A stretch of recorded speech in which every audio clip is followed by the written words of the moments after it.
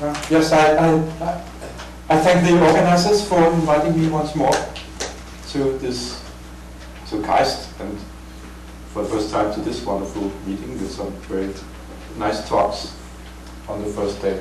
Looking forward to the banquet and to the next day.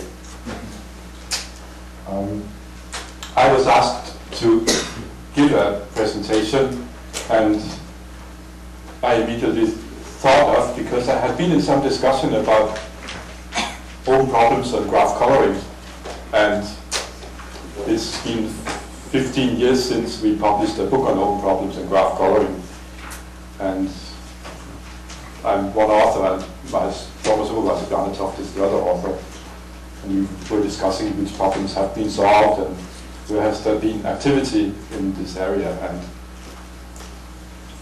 well, and I thought about the area of critical graphs. It's unusual to make a presentation at a conference and talk about an area in which almost nothing has been solved. I have a theory to show and to prove, and but I thought, well, if I talk about the open problems on critical graphs, maybe some people will actually start to solve some of them, and so that's the motivation, roughly. And there are some interesting problems on critical graphs. One other reason is that I got appointed to KNU in Daegu at the same time as my colleague Mark Siggers, who was also here at the last talk of the whole conference, and his supervisor is also one person, Vertex-critical, who has been active in the area of graph coloring, and especially in the area of critical graphs also. So there's another motivation. And we have this in common. Also, my supervisor has been very active in the area of critical graphs. So I should maybe start to say something about what critical graphs are. Well, starting from the definition of a graph, is what the definition about the notation of a graph with vertex at V and this at E. A K-coloring means just a map assigning to every vertex a color from some set C, and so that two adjacent vertices get assigned different colors, then that map is a coloring. And if the cardinality of the color set is K, then it's a K-coloring. We're not saying anything about finite or infinite now, but that will come. The G is then called K-chromatic if such a K-coloring exists. Now, well, again, number here means cardinality, so but it was too long to write. And that graph, which is K-chromatic, is critical if for every proper subgraph of the graph, the chromatic number is smaller, as a coloring with fewer colors. So you can also, well, that's quite a number of things to check, all subgraphs, but you also only have to check any edge. If you delete it, if the chromatic number drops, or if there's no edge, if the graph is just a K1. A complete graph with one vertex and not one vertex. So that's what you have to check, so that's not a lot. And Vertex-critical is a different concept. There you only look at removing vertices. So you require that for every proper induced subgraph, the chromatic number drops, or if you delete any vertex, the chromatic number goes down. Examples are the complete graphs, and these are all the examples for less than 3 colors. So complete graph on 0, 1, or 2 vertices, they are all critical or vertex-critical. For k equal to 3, the situation changes because there are infinitely many. They're all the odd cycles, so that only Koenig observed this, even though he didn't know about critical graphs. But a graph is by partside if you don't give them an odd cycle. So there are infinitely many. Still very controllable, so 3 coloring is very easy. For k equal to 4 or more, the complete graphs are still critical and vertex-critical. But the situation changes a bit. In fact, the number is not only infinite in total of critical graphs, but Bruegel showed that, in fact, there are super exponentially many. So of order n, you have some number to the power n squared. different non-isomorphic critical graphs that are k-chromatic quite a lot. This is, there are 2 to the power n, square root 2 to the power n squared different graphs of order n, and the situation for critical graphs is similar. And there are even more vertex-critical graphs because there are more vertex-critical graphs than critical graphs even. And if you look at the questions, can you decide if a graph is critical k-chromatic or vertex-critical k-chromatic, then even if these decision problems were in NP, then you would have some strong consequences, namely that that would mean that an NP complete problem, namely vertex k colorability, would be in co-NP if that would happen. And that implies that co-NP is equal to NP. So complexity-wise, these are hard problems. Even graph k colorability is in NP, but even saying that critical k-chromatic is in NP has consequences that are not expected. When you get bored during this talk, try to figure out the consequences of critical k-chromatic being an element of co-NP. If you can find out some interesting complexity theoretic consequences of that, it would be interesting. Sort of thinking. So now, what are the critical graphs for? When they were invented about the end of Gabriel Dirac's PhD thesis with Richard Rado in London, I think in Cambridge or London maybe. And he discussed that with Erdős, this concept of critical graphs. Erdős and De Bruyne went on to prove something about colorability of graphs in general, and proving, well, in these terms, every critical graph is finite. So if a graph has chromatic number at least k, then it's because there is a finite subgraph that has chromatic number k. It's like the smallest one. It's critical. In particular, there are no critical graphs with infinite chromatic numbers, so you can forget about infinite chromatic numbers. And this is then interesting to study for people who are interested in finite things, like many of us. They have special structure.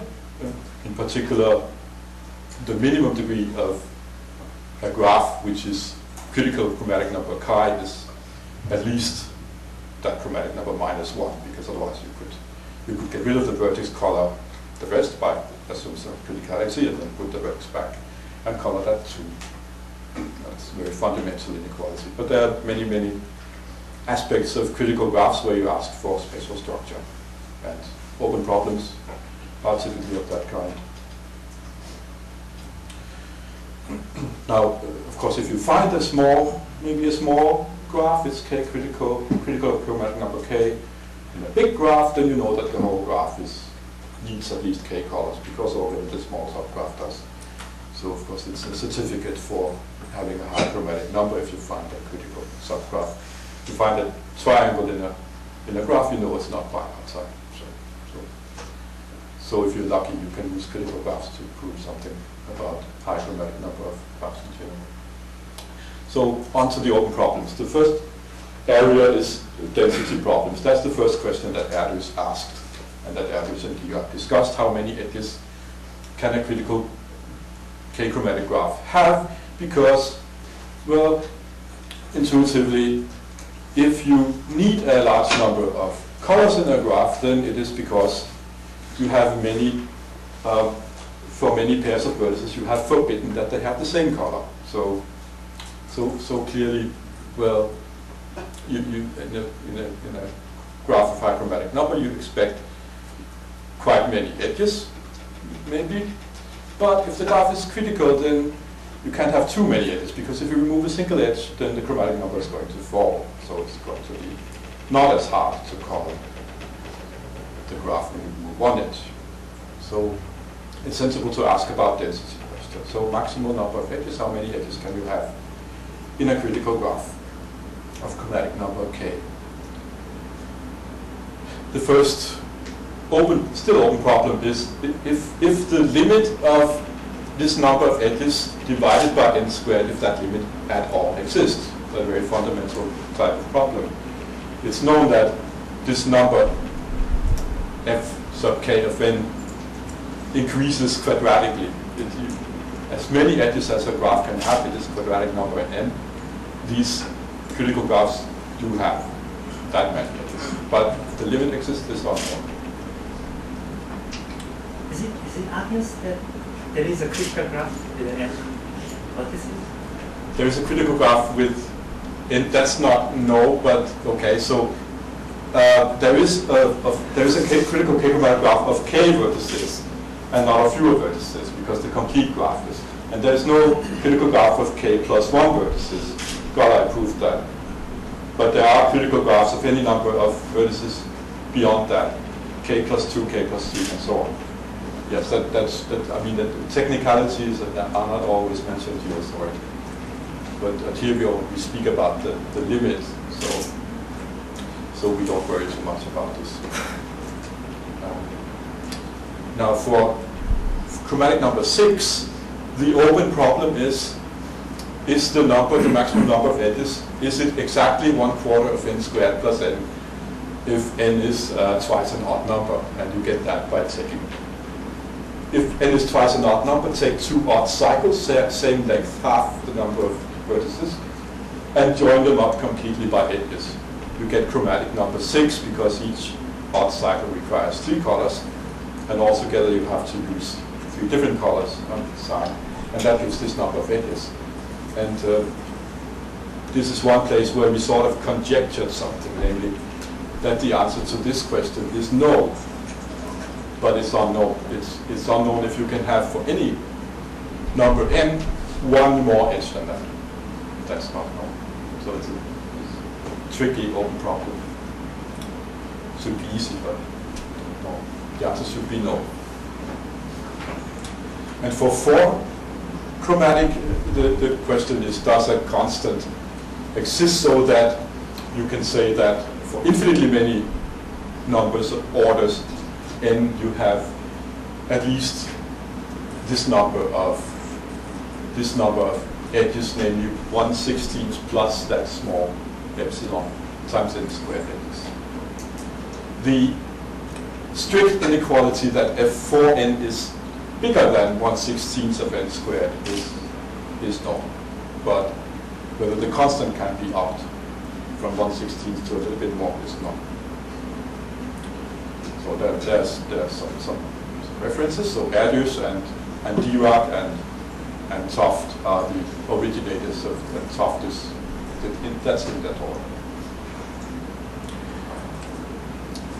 So that is known. That was already Dirac that you can do this by the 2 odd cycles. That's very easy for 6 chromatic, and it is known that the strict inequality that the number of edges is bigger than some constant times n squared, where you can name the constants.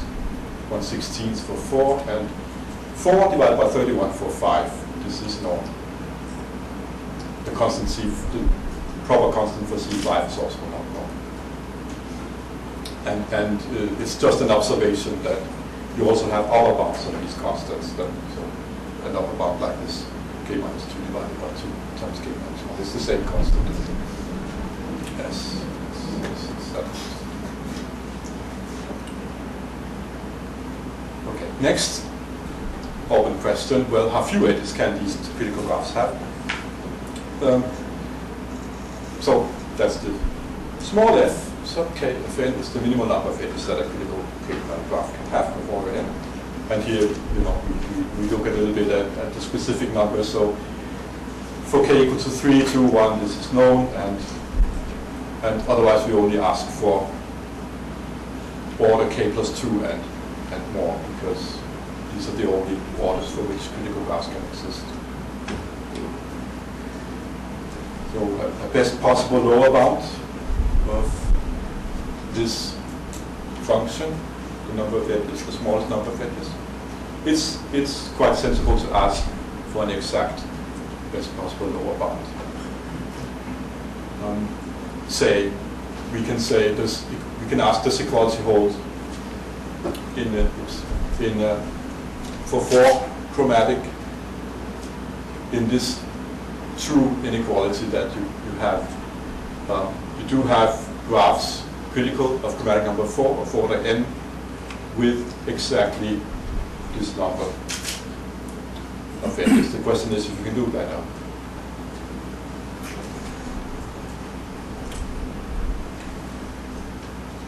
And there's a question about excess. Suppose you forbid to have triangles in the graph. It still has to be critical and have chromatic number k. Suppose you forbid 4 pairwise adjacent vertices, or 5, some number s. Can you then get a much better bound? Say that the total number of edges should be at least k minus 1 over 2 times the order plus some function of only k and s. See the bound 2 times number of edges at least k minus 1 times. The order is the one that comes from just the minimum degree. These questions were again asked by Dirac and by his PhD student Taft at various points in time. What is known is that, well, that's one of the latest bounds that is known as rather complicated function which states that twice the number of edges has to be a little more than k minus 1 times the order, and that little more is about the order of the reciprocal of k, but you have to make some complicated corrections to that expression, and that's valid for k at least 6. So that's the latest result that I know of some interest. So it's a complicated business. These are just small corrections to the fundamental inequality k minus 1 times n. And concerning the last question about excess, you can actually, so it was about this function, but you can actually improve this constant also. So it's not really the right question to ask. You get the idea what one should ask about bounds. This is a bound by Krivelevich. There is a bound by Krivelevich. I haven't written it up, but it's a bit complicated because there are many cases depending on the value of s. So this is no. And you can ask about the minimal degrees. What is the largest minimal degree of a critical k-chromatic graph of some given order n? Call it delta k of n. So you know it's at least k minus 1, but maybe you can get critical graphs of much higher minimal degree. And one open question is if there is a constant such that for 4 chromatic, you can get a minimum degree which is linear in the number of vertices. That's an open question.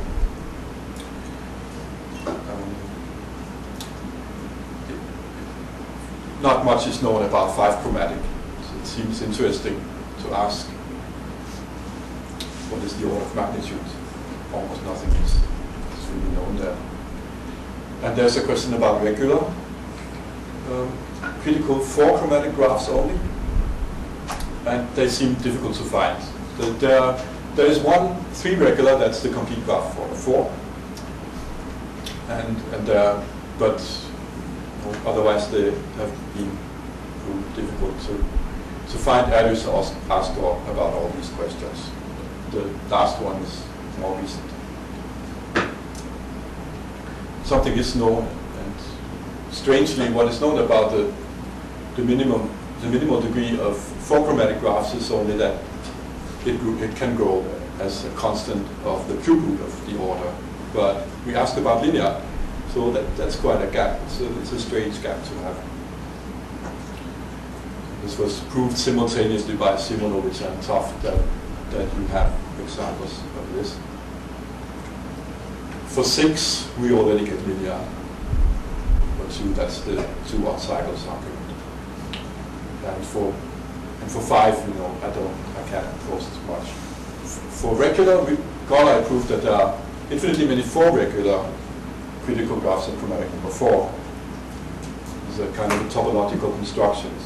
I bet a 4 regular graph on a non-orientable surface, and it turns out that, well,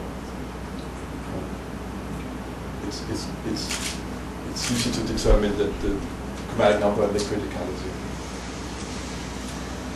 And also there are infinitely many 5 regular, but that's a bit more recent.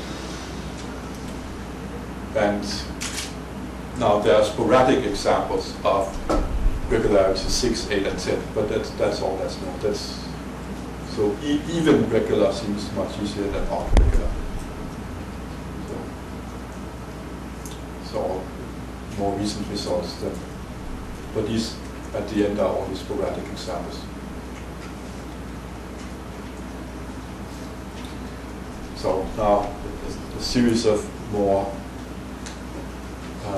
exotic questions on pre-coloring or forbidding certain colors.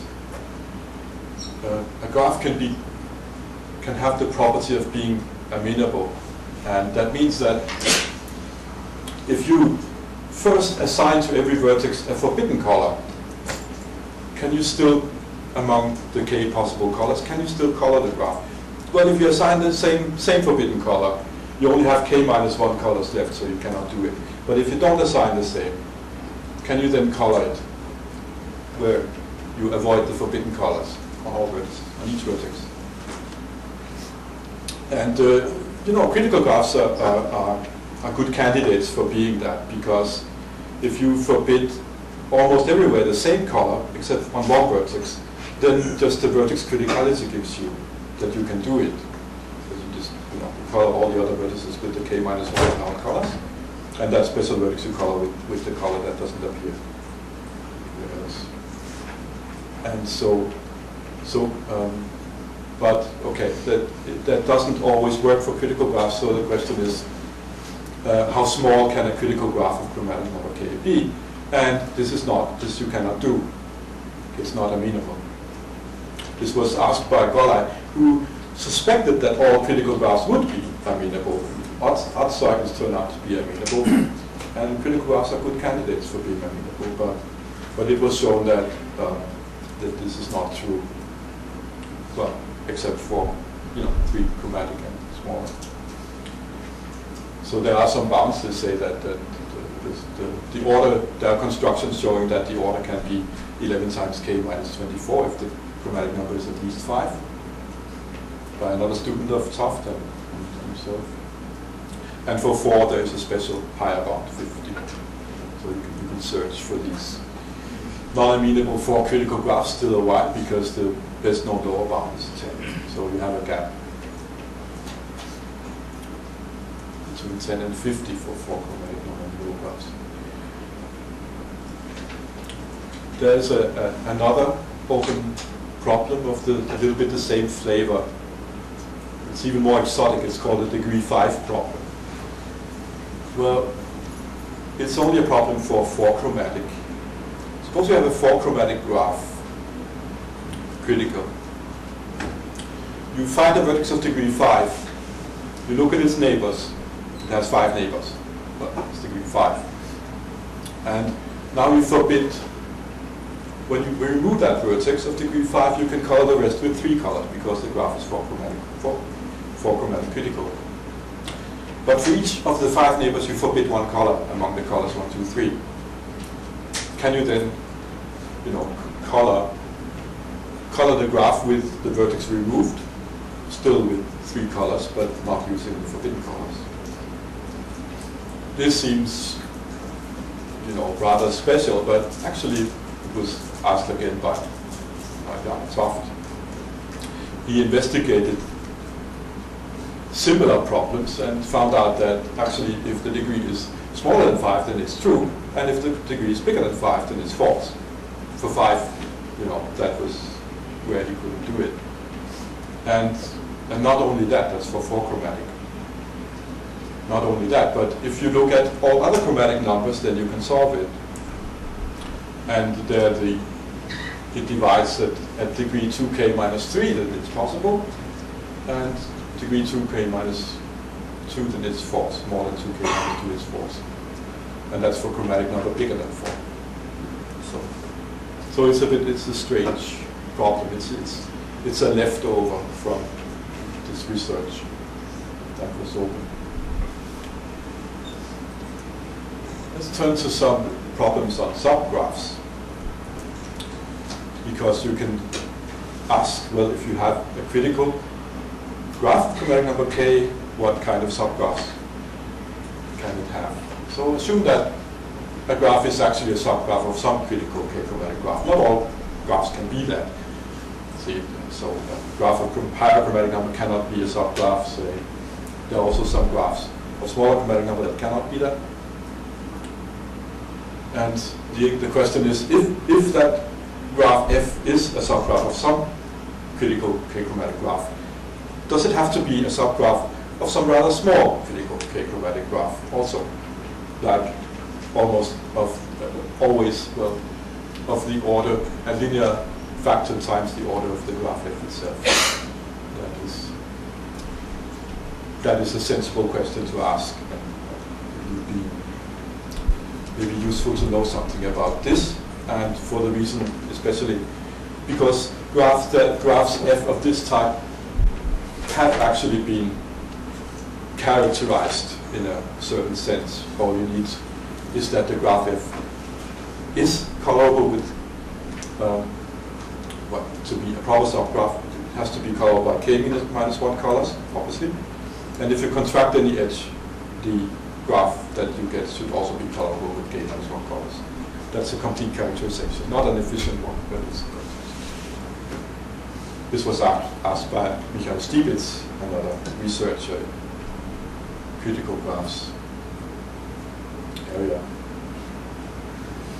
What is known is that if now this graph f is a k minus 2 colorable graph, so colorable with 2 colors less than the original graph, then the answer is yes, you can actually get a constant of 2 except a small additive constant. So you get a little bit bigger constant, but essentially it's 2.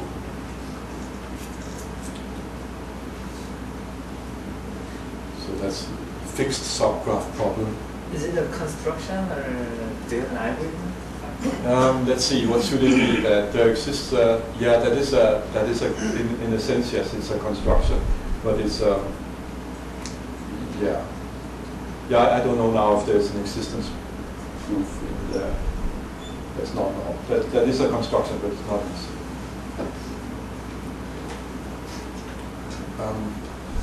What about cycles? If you look at the length of a longest cycle, in general, in any graph of any large order that can be bounded, you can't say much, even if you have a large minimum degree, because you can just have little components. But a critical graph does have to be connected, because, and so you can ask what is the smallest value of the length of a longest cycle in a critical k-chromatic graph of order at least n or exactly n. That was asked by Kelly, and Kelly also a classical open problem. Well, we have for k at least 4, we have an upper bound that says that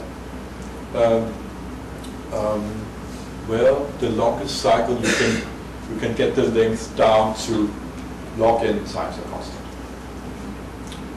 by Gala already, and we have lower bounds more recently by Alon-Kirillovich and Seymour that say that the bound is essentially the square root of log n at the lower bound.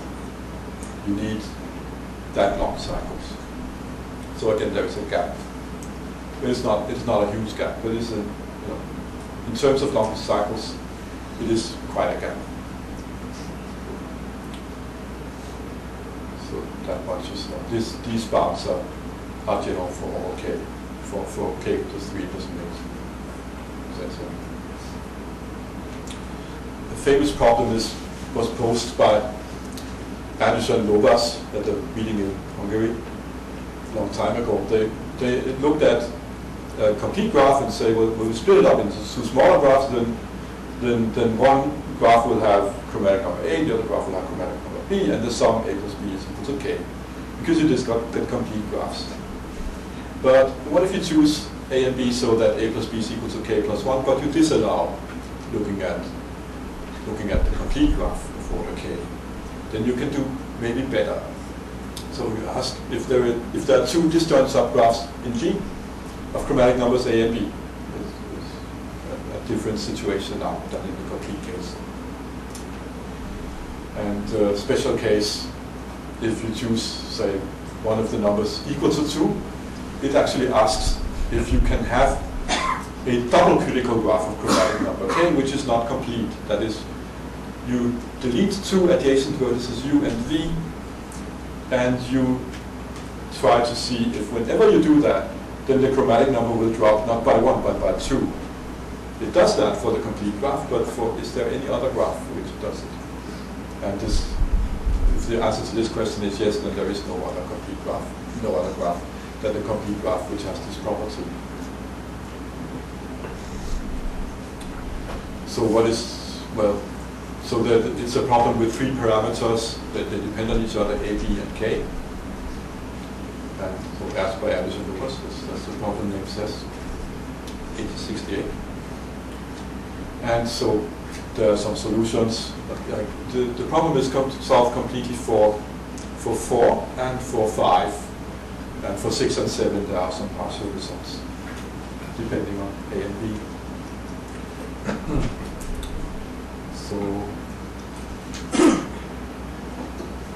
So that is what is known so far as I know. I think there are no other solutions known at the moment. It's a kind of a very, very interesting, very fundamental graph for the problem for the people who study critical graphs and chromatic graphs. Now we look at critical subgraphs, not just any subgraphs, but critical subgraphs. You can still ask questions. Well, a critical graph contains critical subgraphs. As proper subgraphs, these have to be for smaller chromatic number. But you can still ask, if you have a critical K-chromatic graph, does it contain a large critical graph of chromatic number 1 less? One special case would be if you have a 4 chromatic critical graph, does it contain a long odd cycle? So that would be a large critical 3 chromatic graph. This was asked by Jensen and Beutel also quite a long time ago. And for chromatic graphs, this is normal. They do contain, critical graphs do contain long odd cycles. Well, this was proved already by Kelly and then proved by a different method by Hans-Jürgen Voss, Germany, and he also wrote a book, so that's why there's another reference and there's a nice proof in the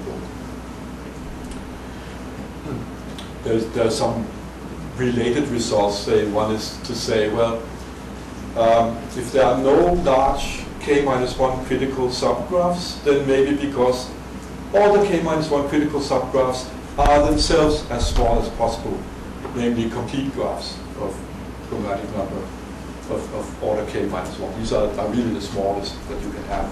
So what if all critical subgraphs of chromatic number k-1 are really that small? Then it is true that the graph itself has to be a complete graph.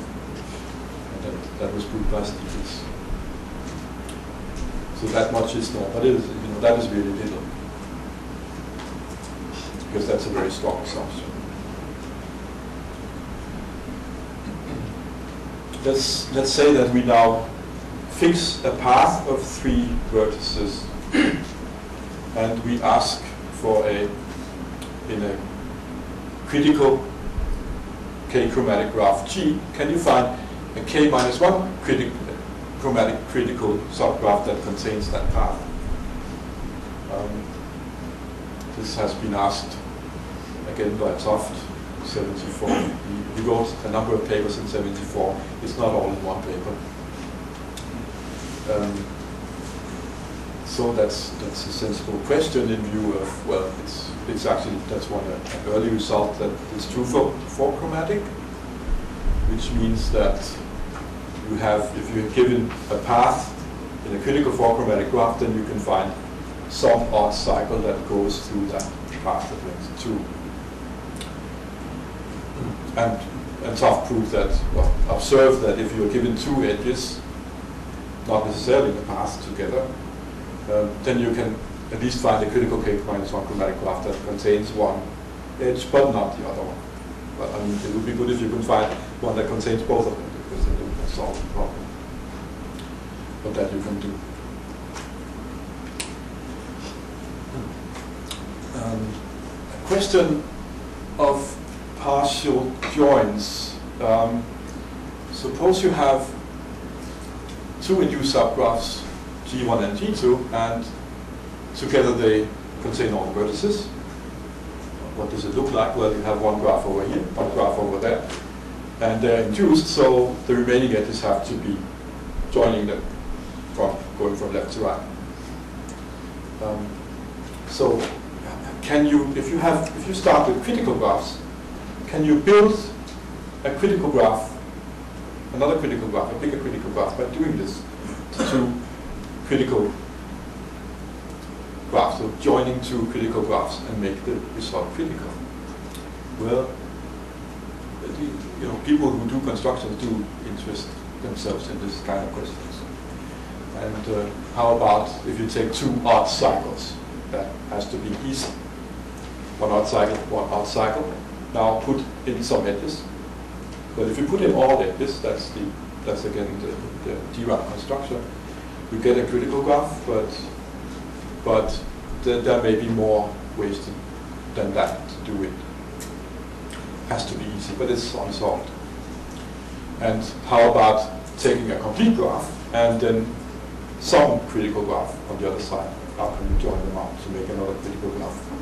Again, that's an open problem, and all this was asked by Gola. Nothing much is known here, but there are some other results, namely if you do, so how to say this, the partial join. Well, if you take two complete graphs, a very special case, then you cannot make it critical, except you actually add all edges. And that statement is actually equivalent to the statement that the complement of a bipartite graph is perfect, which is, well, in view of who is the author, it's a kind of historical funny thing, because Gola are obviously very interested in this both kinds of questions when they come together. And there is a characterization, though, if you have a critical graph and an odd cycle, that is known, but it's a little bit complicated, so I'm not going to state it. Again, by Stevens and Vertex this time. How about the number of subgraphs of a critical graphs that are themselves critical? If you have a critical K-chromatic graph, does it have to contain n distinct critical K-1 chromatic subgraphs? Not necessarily non-isomorphic, they could be pairwise isomorphic, but they have to be distinct, lie distinct places in the graph. Even that is not known. That would be true for the complete graph for order K, because it has order K. It has exactly this many complete subgraphs of order K-1. Same question for vertex-critical. Take a vertex-critical K-chromatic graph. Does it contain n distinct vertex-critical K-1 chromatic critical subgraphs? Vertex-critical subgraphs. And maybe interesting question that I tagged on. Suppose you have a graph, critical chromatic number K. It's not complete. Can you find at least some edge that is not contained in more than one complete subgraph of order k minus 1. So now you count the number of complete subgraphs of order k minus 1 containing a specific edge. Can you always find one edge for which that number is only 1? A different kind of question, perhaps. These were, again, two first questions asked by Goddard, and this is a question by Shang-Yu Su recently. One bound says that a critical k-chromatic graph does contain at least log n distinct critical k minus 1 chromatic subgraphs. So there's a bit of a gap up to the expected number n, only log n. And that is for critical. For vertex-critical, we have a little bit better, namely it's a power of n. That's the bound. It's not a logarithm. So you can do a little bit better. If you have something for critical, you have the same for vertex-critical, but for vertex-critical, you have a little bit more that you can do. And the last question about finding a particular edge with only one k minus 1 complete subgraph containing it is actually true for chromatic numbers up to 7. But above that is not known. So it's a good indication that might be true. So that was critical subgraphs. Now here's a question that I've been interested in recently because with Mark we wanted maybe to look at a research problem together and thought of this one, which is about the relation between vertex-critical and critical. Now a critical graph does not have a critical graph is vertex-critical, but a vertex-critical graph does not have to be critical. You may have some redundant edges. Maybe if you can remove every vertex and decrease the chromatic number, maybe you can get rid of some edges and the chromatic number does not decrease for that reason. So if you look at elements of the graph, vertices and edges, you call them critical if the chromatic number decreases by removing them. So a critical graph is one in which every edge is critical, and a critical graph is one in which every vertex is critical. You ask, well, does there first exist at all a four-chromatic graph which is vertex-critical but has no critical edges? And that's an open problem. That seems very tricky to deal with. For chromatic numbers bigger than 4, it gets easier, and so we ask a more difficult question. We ask if there is a function. That was asked by Erdős. The first was asked by, well, the whole thing was asked by Dirac. Dirac didn't really expect that if you take a vertex-critical graph, then it can have, then it can be without critical edges. But it turns out that you can have such for k, at least for k, at least 5. But Erdős asked if you can find a function such that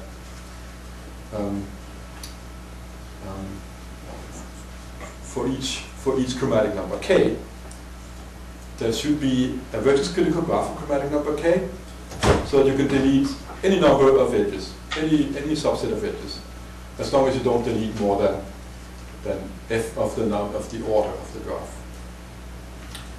Edges do, and still the chromatic number stays the same. So you keep all the vertices, but you delete a number of edges, and the chromatic number doesn't decrease, even though the graph is vertex-critical. And then we can ask how if there's such a function, how fast can it go?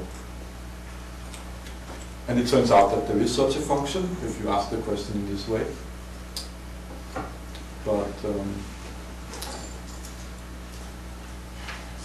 But the best function that is known is f is equal to 1. And so it doesn't go very fast. It doesn't go at all. But it is a function. And there are infinitely many for every k bigger than or equal to 5. So some related questions. There actually exists sporadic vertex-critical 5-chromatic graphs with 2 completely edge-disjoint 5-chromatic subgraphs. That might be the way to solve this kind of problem, finding these edge-disjoint subgraphs that are still of the same chromatic number. And you can also find vertex-critical sporadic vertex-critical 5-chromatic graph, which has the property for all pairs of edges you can delete them, that the chromatic number stays the same. The case should be a 5. The first, I should mention, the first person to find a vertex-critical 5-chromatic graph without any critical edges was Jensen. That was not, I did not do that.